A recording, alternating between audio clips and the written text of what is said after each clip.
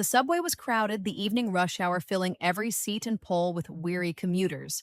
Among them sat Ryan Gosling, dressed inconspicuously in a hoodie and baseball cap, blending into the sea of ordinary faces. For Ryan, this was a rare moment of anonymity, a chance to observe the city without the glare of cameras or the weight of stardom. The subway car rattled through the dark tunnels, its rhythmic hum punctuated by occasional announcements. Ryan's gaze drifted across the passengers. A woman typing furiously on her laptop, a teenager lost in his music, and a man clutching a backpack tightly to his chest. The scene was unremarkable, yet Ryan felt a faint unease. His eyes fell on a figure near the far end of the car, a man moving with a subtle but calculated intent.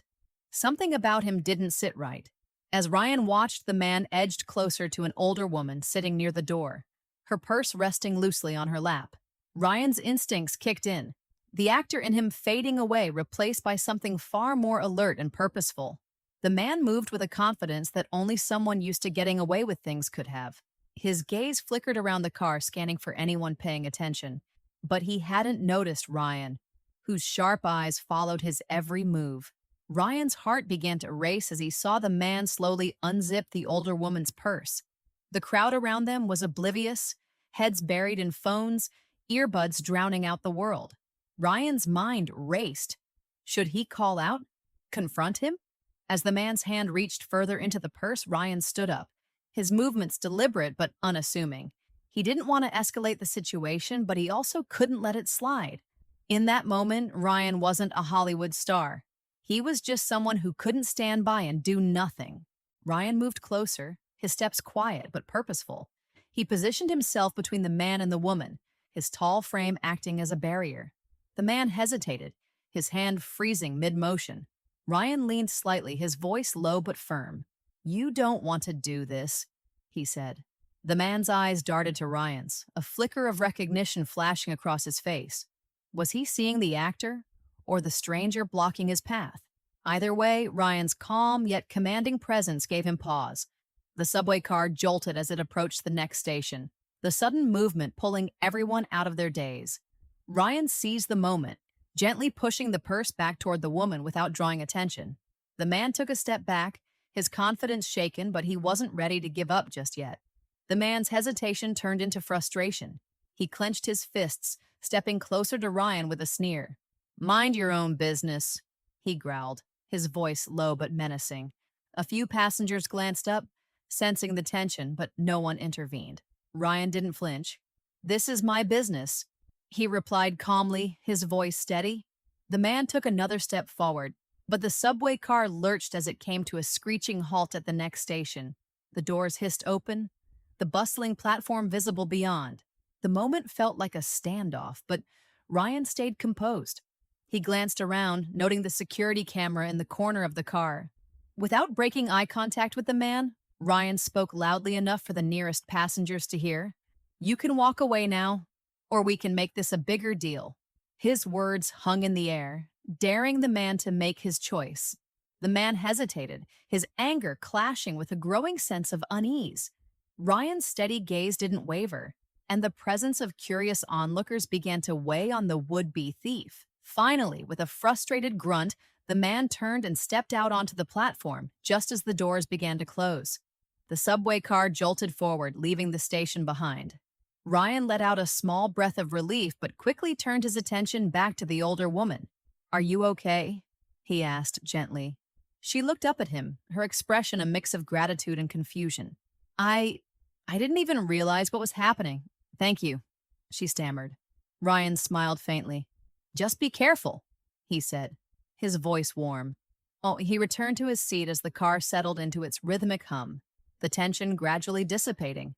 Around him, the passengers seemed to shift uncomfortably, as if realizing they had witnessed something significant but had done nothing to help. As the subway sped through the tunnels, a young man sitting nearby spoke up. "That was really cool of you," he said, his voice tinged with admiration. Others began nodding in agreement, offering small smiles and murmurs of appreciation. Ryan chuckled softly, waving it off. "Just looking out for each other," he replied. But the mood in the car had shifted. The passengers, once isolated in their own worlds, now shared a subtle connection, a reminder of their shared humanity. The older woman leaned forward, her voice trembling slightly. You don't know how much this means to me. That purse has my whole life in it. Ryan nodded, his smile reassuring. That's why we can't let people take what doesn't belong to them, he said simply. The car fell quiet again, but this time, the silence was filled with a quiet warmth. By the time Ryan reached his stop, the event had already begun to ripple beyond the subway car. A passenger who had quietly filmed the interaction posted the clip online, captioning it, Ryan Gosling saves the day on the subway. Within hours, the video went viral, with comments flooding in about his courage and humility. Ryan, however, remained oblivious to the online frenzy as he stepped out onto the platform. For him, the incident wasn't about being noticed or praised.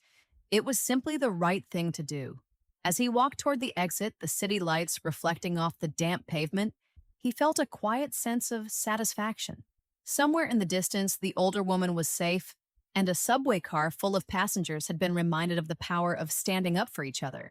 Ryan didn't need the world to notice. He just needed to know he'd made a difference. The next morning, Ryan scrolled through his phone over a cup of coffee, his eyebrows raising as he stumbled upon the video of himself. The comments ranged from admiration to playful disbelief. Is there anything Ryan Gosling can't do? One read. He chuckled, shaking his head, and set the phone aside. For Ryan, the moment wasn't about the fame or the headlines. It was about doing what he hoped anyone else would in his place. But as he reflected, he realized the impact wasn't limited to that subway car. The video had sparked conversations online, with people sharing their own stories of courage and kindness. He glanced out the window, watching as the city woke up, its streets bustling with life. Somewhere out there, he thought, someone else might be inspired to take a stand, to look out for the person next to them. Ryan took another sip of coffee, his expression thoughtful. Small moments, he knew, could ripple outward, creating waves of change far beyond what anyone might expect. And in a world that sometimes felt chaotic and disconnected, those ripples mattered more than ever. As he set his cup down, Ryan smiled. It wasn't just another day. It was a reminder that even the simplest actions could leave a profound mark. He didn't need recognition or applause. Knowing he'd made a difference was enough. And so, Ryan Gosling reminded us that heroism doesn't always come with a spotlight.